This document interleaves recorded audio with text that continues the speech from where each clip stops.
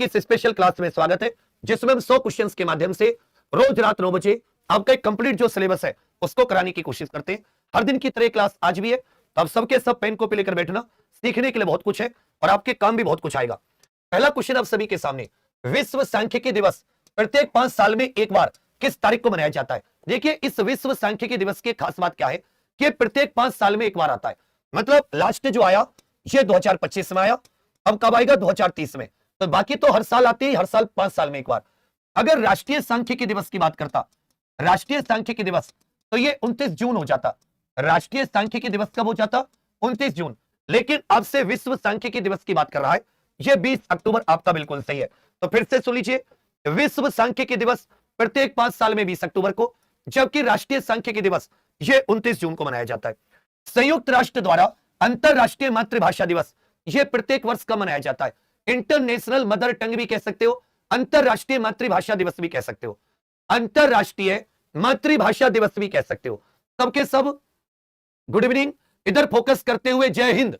सबके सब इधर ध्यान देते हुए चलिए कि कोई साथ देना दे तू चलना सीख ले, हर आग से हो जा वाकिफ तू जलना सीख ले।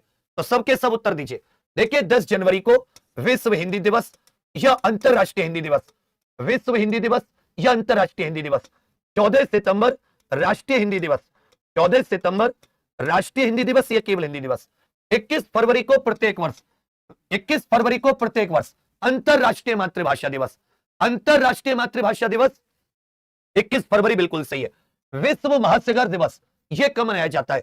वर्ल्ड ओशन डे यह प्रत्येक वर्ष कब मनाया जाता है? देखिए, 1 दिसंबर को यह एड्स दिवस हो जाता है, 16 अक्टूबर को ओजोन संरक्षण दिवस हो जाता है, 22 मार्च को यह जल दिवस हो जाता है। प्रत्येक वर्ष 8 जून को यह विश्व महासागर दिवस, 8 जून को विश्व महासागर।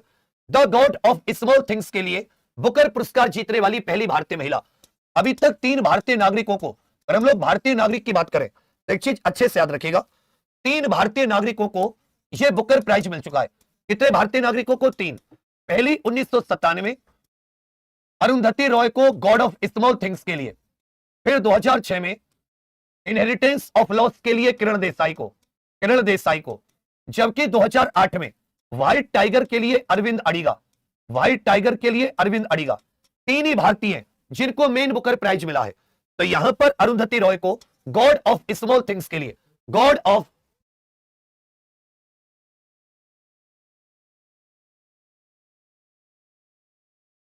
तो याद रखिएगा गॉड ऑफ स्मॉल थिंग्स के लिए यह पहला किसे मिला? अरुंधति रॉय को मिला है। The accidental prime minister, the accidental prime minister, यह किताब किसकी है? जो डॉक्टर मनमोहन सिंह पर आधारित है। द एक्सीडेंटल प्राइम मिनिस्टर यह किसकी किताब है? देखिए, पैराडॉक्सिकल प्रधानमंत्री पूछता, पैराडॉक्सिकल प्रधानमंत्री, पैराडॉक्सिकल प्रधानमंत्री, तो यह शशि थरूर की किताब होती, पैराडॉक्सिकल प्रधानमंत्री। लेकिन एक्सीडेंटल पीएम पूछा है, यह संजय बारू की किताब है।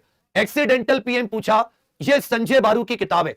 यदि आपसे एक्सीडेंटल पीएम पूछा है, एक्सीडेंटल पीएम, तो यहां पर ध्यान दीजिएगा संजय बारू। यदि आपसे पैराडॉक्सिकल पीएम पूछता, Shashi Tharoor. The wealth of Nations यह किसकी किताब है? द वेल्थ ऑफ नेशंस यह सती किसकी किताब है? The wealth of Nations. एक बार सबके सब अपने व्हाट्सएप पर इस क्लास के लिंक को लगाइए। एक बार जितने साथी यूपी होमगार्ड के इस क्लास को देख रहे हैं और जो ये रिकॉर्डेड लिख रहा है, तुझे यूपी होमगार्ड बाद में बनाऊंगा, पहले तुझे जूती होमगार्ड बना दूंगा। यूपी होमगार्ड तो तू बाद में बनेगा, विभाग का बुरा, विभाग का सत्यानाश तो तू बाद में करेगा, पहले तेरी चांद का मैं जूती होमगार्ड बना दूंगा। बता, अरे बफरिंग कहां से? तुम्हारे दिमाग में बफरिंग हुई पड़ी है, क्लास इतनी मजबूती से चल रही है। सबके सब रिफ्रेश कर लीजिए जिसने रिफ्रेश नहीं किया है, कि राहें जहां तक जाएंगी राहगीर वहां तक जाएगा। ये दरिया से क्यों पूछ रहे, ये नीर कहां तक जाएगा? अरे खींच धनु की डोर, निशाना साधो अपनी मंजिल का, बाकी बाद में देखेंगे ये तीर कहां तक जाएगा। याद रखिएगा, वेल्थ ऑफ नेशंस किताब ये एडम स्मिथ ने लिखी, वेल्थ ऑफ नेशंस। जबकि अमर्त्य सेन की है idea of justice. Amartya Sen ये पहले भारतीय अर्थशास्त्री जिन्हें नोबेल प्राइज मिला। इनकी किताब है आइडिया ऑफ जस्टिस। इनकी किताब नाम क्या है? Idea of justice. अस्ताना किस मध्य एशियाई देश की राजधानी है? अस्ताना किसकी राजधानी है? यह मध्य एशिया के देश और उनकी राजधानी जरूर पूछता है। मध्य एशिया के देश और उनकी राजधानी जरूर ही जरूर पूछता है, फोकस करके चलो।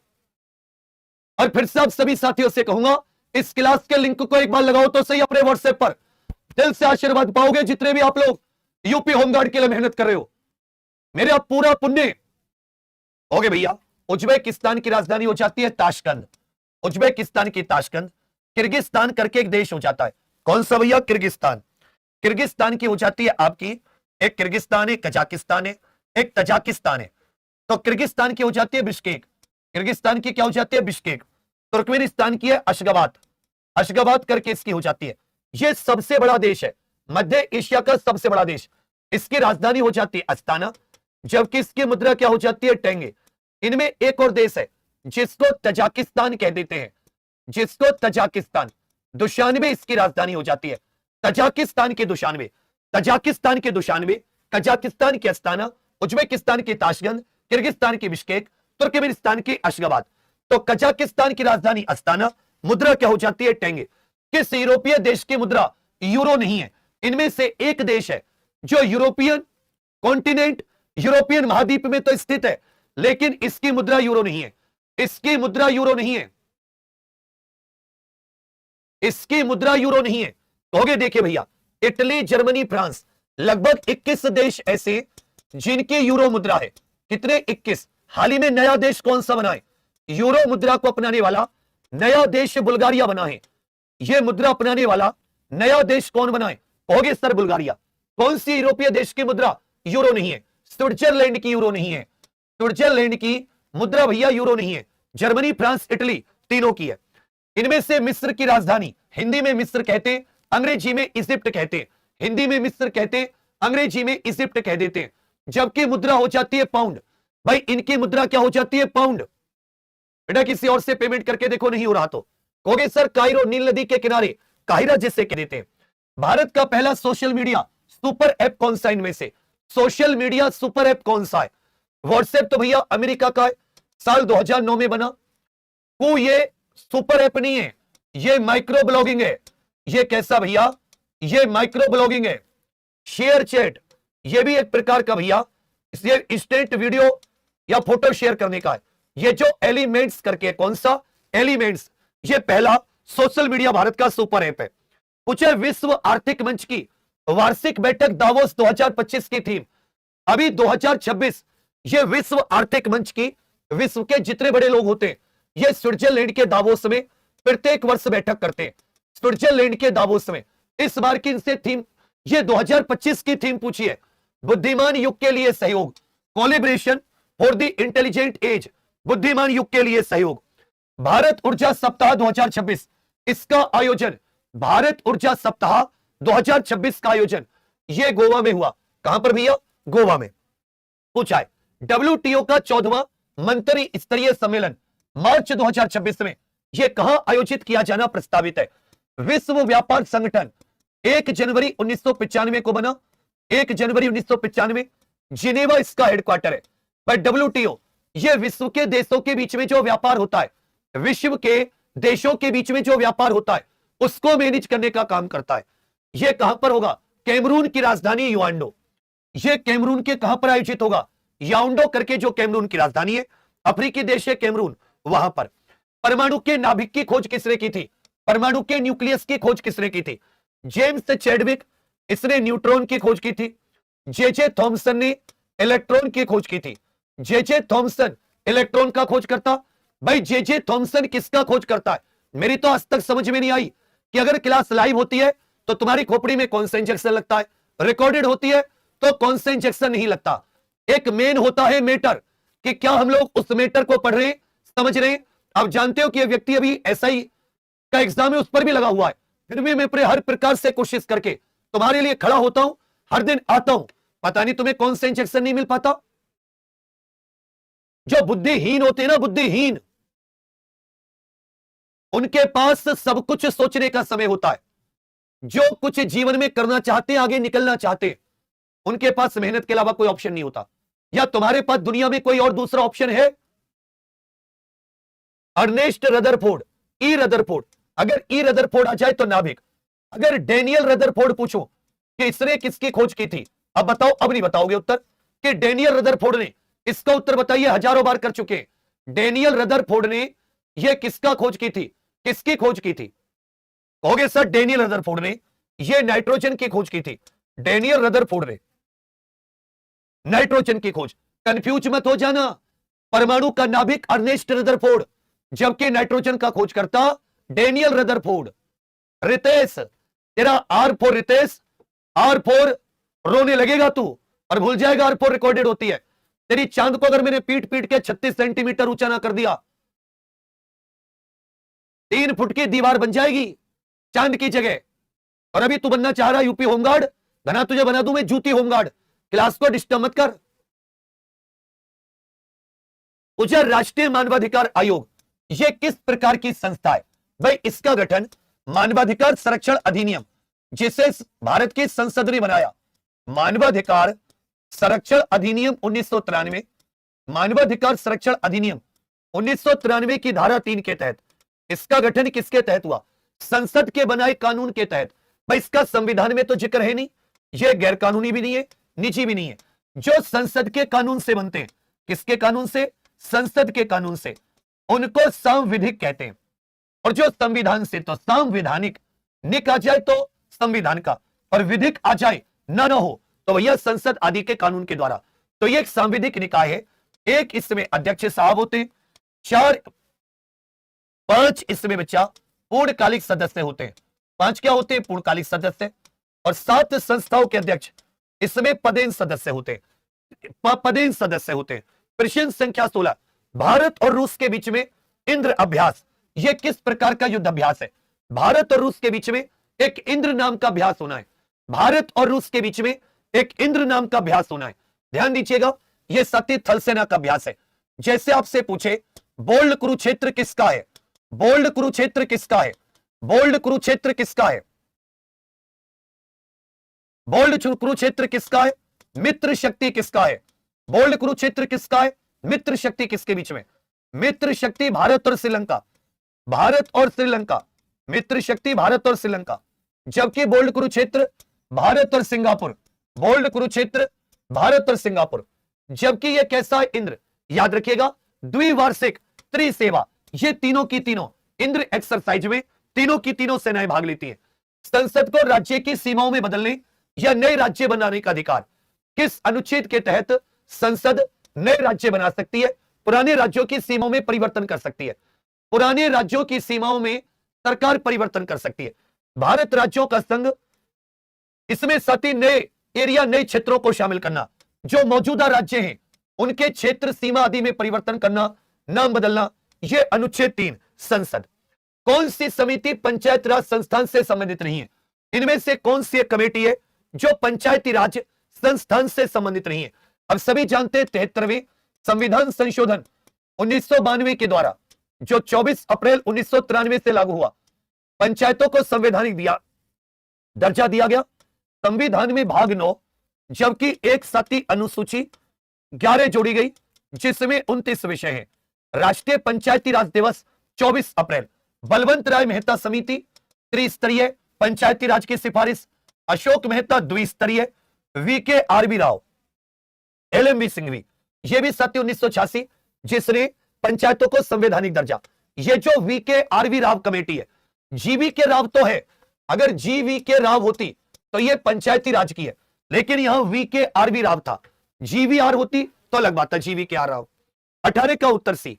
42वें संविधान संशोधन द्वारा प्रस्तावना में कौन से 3 नए शब्द जोड़े गए? 42वें संविधान संशोधन द्वारा भारत के संविधान की प्रस्तावना में कौन से 3 नए शब्द जोड़े गए? कि तू हंस, तू मुस्कुरा, तू रोना कम कर दे। जैसे आप ओवर एज पे थे ना, यह आपका अंतिम प्रयास है, इसके अलावा अंधेरा ही नजर आता है। यह लास्ट मौका है सरकारी नौकरी पाने का। मैं फिर से कह रहा हूं, नौकरी तुम सब कर सकते हो, प्राइवेट दुनिया भर के काम, लेकिन सरकार जो शब्द लगेगा यह केवल 70-80 दिन है जो नाम के आगे सरकारी लगा सकते हो। इसमें मेहनत कर दो, क्योंकि अगर यहां से वापस हुए, तुम जानते हो अथाह काले अंधेरे के अलावा कुछ नहीं बचेगा। हर दिन पछताओगे जब प्राइवेट में दुर्गति होगी। समाजवादी पंथ निरपेक्ष अखंडता, समाजवादी पंथ निरपेक्ष अखंडता। राष्ट्रपति शासन अधिकतम कितनी अवधि तक लगाया जा सकता है? राष्ट्रपति शासन की अधिकतम अवधि कितनी हो सकती है? याद रखे बच्चा, 3 वर्ष। एनएचआरसी के अध्यक्ष का कार्यकाल कितने वर्ष का होता है? एनएचआरसी के अध्यक्ष का कार्यकाल, देखिए एक चीज आप बिल्कुल सभी समझते हैं, एनएचआरसी अभी मैंने बताया कितने अध्यक्ष कितने पूर्णकालिक सदस्य, कितने अध्यक्ष कितने पूर्णकालिक सदस्य, कितने अध्यक्ष कितने पूर्णकालिक सदस्य? कहोगे भैया एक अध्यक्ष 5 पूर्णकालिक सदस्य। अध्यक्ष सुप्रीम कोर्ट का को रिटायर्ड जज होना चाहिए। 3 वर्ष या 70 वर्ष, 3 वर्ष या 70 वर्ष, 3 वर्ष या 70 वर्ष। जबकि अगर यही सूचना आयोग होता 3 वर्ष या 65 वर्ष। कोशिका की खोज सर्वप्रथम 1665 में किसके द्वारा की गई थी? अभी हम लोग एप्लीकेशन पर मानवाधिकार कर रहे हैं, किस किसने मानवाधिकार की आज तक की तीनों चारों क्लास ली है। आज मानवाधिकारों का इतिहास खत्म हुआ, कल कोर मानवाधिकार संधि, फिर मानवाधिकार संस्थान जिसमें राष्ट्रीय मानवाधिकार आयोग कितने अध्यक्ष कितने सदस्य और क्या इनकी रिटायरमेंट आयु होती है, आप सब के सब पढ़ोगे। कोशिका की खोज किसके द्वारा?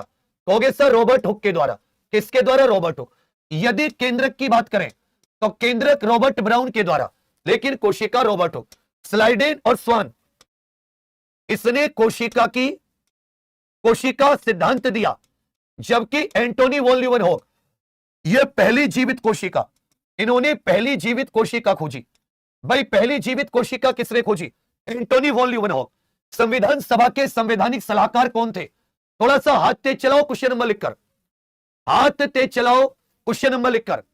देखिए बाबा साहब ड्राफ्टिंग कमेटी के अध्यक्ष, संविधान के जनक, साथ साथ मसौदा समिति के अध्यक्ष, मसौदा समिति ड्राफ्टिंग कमेटी बी.एन. राव, ये संविधान सभा के संवैधानिक सलाहकार। जबकि डॉक्टर राजेंद्र प्रसाद ये संविधान सभा के स्थायी अध्यक्ष थे। डॉक्टर राजेंद्र प्रसाद कौन थे? स्थायी अध्यक्ष। सिंधु घाटी सभ्यता का कौन सा स्थल? गोदीबाड़ा, यह पुराने बंदरगाह के लिए जाना जाता है। प्राचीन समय के बंदरगाह भोगावा नदी के किनारे, भोगावा नदी के मुहाने पर यह बंदरगाह स्थित था। तो पुराने गोदीबाड़ा एक साथी डॉकयार्ड, जहां पर छोटी मोटी नाव उतरती थी, सामान उतारा चढ़ाया जाता था। मोहनजोदड़ो रोड से महान स्नानागार के साक्ष्य मिले, नर्तकी की मूर्ति, यह गुजरात का लोथल है। क्या है भैया? गुजरात का लोथल। यहीं पर राष्ट्रीय समुद्री विरासत स्थल बनाया जा रहा है, यहीं पर राष्ट्रीय समुद्री विरासत स्थल। त्रिपिटक किस धर्म का पवित्र ग्रंथ है? त्रिपिटक, इसमें 3 आ जाते हैं। एक आ जाता है भगवान गौतम बुद्ध जी के उपदेश सुत्त पिटक, विनय पिटक जिसमें बौद्ध भिक्षुओं के आचार विचार के नियम, और तीसरा हो जाता है बौद्ध धर्म दर्शन, अभिधम्म पिटक। त्रिपिटक का अर्थ होता है 3 टोकरी, यह बौद्ध धर्म से संबंधित पवित्र ग्रंथ है, बौद्ध धर्म से। अभी कितने आप में से ऐसे जो एग्जाम पर ऑफिशियल एप्लीकेशन पर 9 फरवरी सोमवार से जो कंप्लीट टॉपिक वाइज रिवीजन शुरू कर रहे हैं, और केवल 1 रुपए में, यह टॉपिक वाइज रिवीजन कितने में? केवल 1 रुपए में। जो भी नहीं जुड़े सबके सब साथी तुरंत एग्जाम पर ऑफिशियल एप्लीकेशन पर जाकर ज्वाइन कर लो। और जिसने फ्लिपकार्ट से कैश ऑन डिलीवरी ये प्रैक्टिस बुक नहीं मंगाई है, ये मात्र 149 रुपए में 6000 प्लस क्वेश्चन है, सारे के सारे टॉपिक वाइज। जब कोई चीज हाथ में रहती है तो उसे अंडरलाइन करते हुए बहुत पढ़ने में आसानी होती है। ये होमगार्ड में बहुत मदद करेगी, कम से कम 40-50 क्वेश्चंस में। तो अब इस क्लास के बाद में जाके ही फ्लिपकार्ट से ऑर्डर कर देना। भारतीय संविधान का कौन सा अनुच्छेद जीवन के अधिकार से, इनमें से कौन सा जीवन का अधिकार? भाई अनुच्छेद 14 विधि का समान संरक्षण, विधि का समान संरक्षण। 19 में अभिव्यक्ति आदि की ये 5-6 प्रकार की स्वतंत्रता। 17 में अस्पृश्यता का अंत। अनुच्छेद 21 जीवन और व्यक्तिगत स्वतंत्रता। ध्वनि की तीव्रता किस पर निर्भर करती है? ध्वनि कितनी तेज होगी कितनी स्लो, ये इनमें से किस पर निर्भर करती है? ये आयाम पर निर्भर करती है। ध्वनि की तीव्रता किस पर निर्भर करती है? ये आयाम पर निर्भर करती है। जबकि ध्वनि की पिच जो होती है ये फ्रीक्वेंसी पर निर्भर करती है। पूछा विक्रमशिला विश्वविद्यालय की स्थापना ये किस पाल वंश के शासक ने? ये बिहार के भागलपुर में पड़ता है। जबकि बख्तियार खिलजी ने नालंदा और विक्रमशिला दोनों विश्वविद्यालयों को जलाया था। स्थापना की बात है धर्मपाल के द्वारा। विक्रमशिला विश्वविद्यालय धर्मपाल। इलाहाबाद स्तंभ शिलालेख जिसको प्रयाग प्रशस्ति भी कहते हैं, यह किस राजा से संबंधित? संस्कृत भाषा में कवि हरिसेन के द्वारा यह समुद्रगुप्त से संबंधित है। भारत में बाल श्रम निषेध अधिनियम कब आया? और कौन सा अनुच्छेद 14 वर्ष से कम आयु के बालकों के जो हानिकारक उद्योग है उनमें काम करने पर प्रतिबंध लगाता है कि 14 वर्ष से कम आयु के बालक हानिकारक उद्योग में काम नहीं कर सकते। अनुच्छेद 24 1986 में, याद रखेगा, बाल श्रम निषेध, जबकि प्रत्येक वर्ष 12 जून को बाल श्रम निषेध दिवस मनाया जाता है। 12 जून बाल श्रम निषेध दिवस। सापेक्षता का सिद्धांत किसने दिया? परंतु इन्हें फिजिक्स में जो नोबेल मिला है वो फोटो इलेक्ट्रिक प्रभाव के लिए मिला। इन्हें नोबेल किस प्रभाव के लिए मिला है? नोबेल इन्हें फोटो इलेक्ट्रिक प्रभाव के लिए। सन 1921 में इस वैज्ञानिक को नोबेल प्राइज भी मिला है फिजिक्स का, लेकिन फोटो इलेक्ट्रिक इफेक्ट के लिए। इन्होंने थ्योरी ऑफ रिलेटिविटी भी दी है, अल्बर्ट आइंस्टीन। सिरके में कौन सा अम्ल पाया जाता है? इनमें से बच्चा सिरका में। एक बार अब मेरे जितने छोटे भाई बहन दिल से मानते हैं, इस क्लास के लिंक को अपने व्हाट्सएप पे लगाकर 6200 चले बाबू, इसे 7000 क्रॉस कर दीजिए। एक बार सब के सब एथेनोइक अम्ल पाया जाता है। इसको बच्चा एथेनोइक अम्ल भी कह देते हैं, इसे सिरका का अम्ल भी कह देते हैं। ऑक्जेलिक टमाटर और पालक में पाया जाता है। टमाटर और पालक में। साइट्रिक अम्ल खट्टे फलों में पाया जाता है। मीथेनोइक चींटी के डंक में, चींटी के डंक में मीथेनोइक या फॉर्मिक अम्ल भी कह देते हैं, इसे फॉर्मिक अम्ल भी कह देते हैं। सिरका में इथेनोइक होता है, CH3COOH, CH3COOH, इथेनोइक अम्ल सिरके में। जबकि मीथेनोइक किस में होता है? ये मीथेनो, अरे यहां पर वैज्ञानिक नाम दे रखा है, यहां पर अम्ल का वैज्ञानिक नाम दे रखा है, यहां पर वैज्ञानिक नाम दे रखा है, समझे मेरी बात? सिरका में साइट्रिक, तो तेरी खोपड़ी में फिर तो बारूद पाया जाता होगा। अगर सिरके में साइट्रिक सैसे सिरका सैसे साइट्रिक, तो वैसे तेरी बुद्धि में वैसे बारूद भर दूं। अरे ये बता, तूने आज क्या खाया है? ये कौन सी ऐसी चीज है जो मतलब दूर से नशा दे देती है? अंतरराष्ट्रीय उत्तर दक्षिण परिवहन गलियारा, सती international south north south transport corridor, Bharat और रूस के अलावा इसमें तीसरा संस्थापक देश भारत और रूस के अलावा इसमें ईरान। ईरान पूछा 2011 की जनगणना के अनुसार कितने प्रतिशत जनसंख्या शहरों में रहती है? सबसे ज्यादा प्रतिशत में गोवा और कुल जनसंख्या महाराष्ट्र में। भाई प्रतिशत में सबसे ज्यादा गोवा और कुल जनसंख्या महाराष्ट्र में 31.16, जबकि 68.84, जिसको 68.9 या लगभग 69% कह देते हैं। यह ग्रामीण क्षेत्रों में, ग्रामीण क्षेत्रों में सबसे ज्यादा प्रतिशत में ग्रामीण जनसंख्या हिमाचल प्रदेश में, और कुल जनसंख्या के मामले में अपने उत्तर प्रदेश में। आईपीएफ का पूरा नाम बताइए, आईपीएफ का पूरा नाम। हाल ही में स्पेन, इसमें साथ ही नया इंडो पैसिफिक, स्पेन नया देश शामिल हुआ है। स्पेन नया सदस्य देश Indo Pacific economic forum, Indo Pacific IPEF, Indo Pacific economic forum इसको कह देते हैं, इंडो पैसिफिक। इसमें नया देश कौन सा शामिल हुआ है? इसमें भैया नया देश कौन सा शामिल हुआ है? इसमें नया देश इंडो पैसिफिक इकोनॉमिक फोरम भी इसको कह देते हैं, इंडो पैसिफिक इकोनॉमिक फोरम भी, या Indo Pacific economic framework for prosperity, Indo Pacific economic framework for prosperity, Indo Pacific economic framework for prosperity. यह सी वाला सही है। स्मार्ट सिटी मिशन, देश में 100 स्मार्ट शहर बनने थे, जहां अगर तुमने भैया हेलीकॉप्टर उड़ रहे होते और ड्रोन चल रहे होते, जहां पर आदमी पैरों पे नहीं चल रहा होता, उड़न तस्तरी पर चल रहा होता। यह हमारी सरकार ने सोचा। लेकिन जब इन शहरों में एंट्री करोगे तो बदबू के मारे नाक तुम्हारी रूंध जाएगी। शहरों में जाम की हालत, सुबह में चलोगे घर शाम में पहुंचोगे। स्मार्ट सिटी की जगह भगवान जाने देश में क्या हो रहा है। कोई कुछ कहे तो भैया फिर उस पर डीडी पता नहीं क्या क्या, पर बहुत ही मुश्किल हालात है। 2015 में 2015 बहुत बढ़िया हमारा देश चल रहा है, रोज दिन दूनी रात चौगनी तरक्की कर रहा है। चांद पर पहुंच जाएंगे हम कुछ दिनों बाद, उसके बाद में मंगल ग्रह पर। कौन कह रहा है देश तरक्की नहीं कर रहा? नहीं, कौन बुराई कर रहा है? भाई तुम्हें जीना नहीं है क्या देश में? सब अच्छा है, अच्छे दिन आएंगे, आ गए चले भी गए, क्या बात कर। तुम कहा थे जब आए थे अच्छे दिन? सो के अच्छे दिन आए तो क्या तुम सो रहे थे तब? Very bad. मैंने कुछ बुरा नहीं कहा, अच्छा अच्छा कहा। भरोसा नहीं कुछ भी इनका। कौन सी बात बुरी लग जाए? बहुत अच्छा, वेरी गुड, तालियां बजा दो। सजदा और पाबोस प्रथा की शुरुआत किस दिल्ली शासक ने की? सजदा और पाबोस, सजदा और पाबोस, याद रखिएगा। ये बलबन ने। लोह और रक्त की नीति भी इसी ने। सफेद थोते का रासायनिक नाम बताइए। सफेद थोते का रासायनिक नाम बताकर चलिए। सफेद थोते का रासायनिक, देखिए कॉपर सल्फेट, इसको नीला थोता कह देते हैं। जो फीरस सल्फेट होता है इसको हरा थोता, जबकि जिंक सल्फेट जो होता है इसको सफेद थोता कहते हैं। मुगल काल में एहदी किनको कहा जाता था? मुगल काल में एहदी किनको कहा जाता था? मुगल काल में एहदी किनको कहा जाता था? ग्राम अधिकारी, धार्मिक विद्वान, शाही रसोईया, ये सुल्तान के निजी अंगरक्षक होते थे। सुल्तान के निजी अंगरक्षक। देखो 40वां क्वेश्चन यहां पे पढ़ो। प्रकाश संश्लेषण की दर सबसे ज्यादा किस में होती है?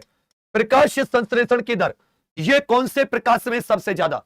तो याद रखिएगा मेरे भाई, जो रेड हरा जो विबग्योर होता है ना, इसका जो रेड वाला पोर्शन होता है इसमें। पूछा है औरंगजेब द्वारा जजिया कर को पुनः किस वर्ष लागू किया गया था? 1564 में जजिया कर हटाया गया, लेकिन इसके लगभग 105 साल बाद 1679 में औरंगजेब ने जजिया कर को फिर लगाया। बर्नौली का सिद्धांत यह किसके संरक्षण पर आधारित है? बर्नौली का सिद्धांत यह किसके संरक्षण पर आधारित है? Bernoulli principle. इस पर एक चीज ध्यान दीजिएगा कि जो अपनी वायुयान होते हैं, वायुयान भी इसी पर होते हैं। वायुयान भी किस पर? यह भी साथ ही याद रखिएगा, वायुयान जो होते हैं ये इसी पर काम करते हैं, ये किसी पर। तो ये कंजर्वेशन ऑफ एनर्जी, ऊर्जा संरक्षण के सिद्धांत पर, ऊर्जा संरक्षण के सिद्धांत पर। पूछा मानव शरीर की किस ग्रंथि को मास्टर ग्रंथि कहा जाता है? थोड़ी सी तेज स्पीड में चलिए। किस ग्रंथि को मास्टर ग्रंथि? तो जो पिट्यूटरी ग्लैंड होती है इसको साथ ही मास्टर ग्रंथि कहते हैं। TIFR, Tata institute of fundamental research, यहीं पर कॉटन कॉर्पोरेशन ऑफ इंडिया है, यहीं पर बार्क स्थित है, यहीं पर काला घोड़ा कला उत्सव भी मनाया जाता है, यहीं पर काला घोड़ा कला उत्सव भी मनाया जाता है, यहीं पर काला घोड़ा कला उत्सव। याद रखिएगा कहां पर है? यह मुंबई में स्थित है। सत्येंद्र नाथ बोस राष्ट्रीय बुनियादी विज्ञान केंद्र, मोस्ट इंपोर्टेंट है। SN बोस, देखिए सत्येंद्र नाथ बोस कहां के थे भाई? सत्येंद्र नाथ बोस कहां के थे? पश्चिम बंगाल, यह कोलकाता में स्थित है। सत्येंद्र नाथ बोस राष्ट्रीय बुनियादी विज्ञान केंद्र, कोलकाता। नाबार्ड की स्थापना किस कमेटी की सिफारिश पर? 1982 में। इसका हेडक्वार्टर कहां पर है? Mumbai. National bank for agriculture and rural development, राष्ट्रीय कृषि एवं ग्रामीण विकास, यह केवल कृषि के लिए ही लोन नहीं देता बल्कि ग्रामीण क्षेत्रों में विकास के लिए, सड़क आदि बनाने के लिए भी लोन देता है भाई नाबार्ड। सेवारामन कमेटी की सिफारिश पर, सेवारामन कमेटी की सिफारिश पर FSSAI की स्थापना यह किस वर्ष के अधिनियम के तहत की गई थी? Food safety and standard authority of India, यह भारत में खाने पीने के मानक तय करती है। देखिए 6674 चल रहे हैं, एक बार थोड़ा सा सबके सब आप जान लगाओगे तो पक्का हम लोग 7000 पार चले जाएंगे। एक बार सबके सब मेरे छोटे भाई बहन इस क्लास को अपने अपने व्हाट्सएप पर शेयर कर दें। और 30 नंबर की सुबह की करंट तो नहीं भूल रहे ना? ऐसा तो नहीं है कि तुम सुबह की करंट भूल जा रहे हो? बिल्कुल भी मत भूलना। हो गए सर 2006 में। पूछा संयुक्त राष्ट्र के किस अंग को विश्व की लघु संसद कहा जाता है? विश्व की मिनी पार्लियामेंट लघु संसद कहते हैं, क्योंकि यहां संयुक्त राष्ट्र के जितने देश हैं इसमें सबके सब शामिल होते हैं। संयुक्त राष्ट्र महासभा, संयुक्त राष्ट्र महासभा की पहली महिला, पहली भारतीय अध्यक्ष बताइए। संयुक्त राष्ट्र महासभा की पहली महिला अथवा पहली भारतीय अध्यक्ष। 400 की कमी है 7000 में। एक बार सबके सब खींचकर शेयर करना, सबके सब इस क्लास के लिंक को मारो एक बार। अच्छा अनीता शाबाश बेटी। कहोगे भैया लियोन 1923 में international criminal police organization, Bharat में इसका जो पॉइंट है वो CBI है। फ्रांस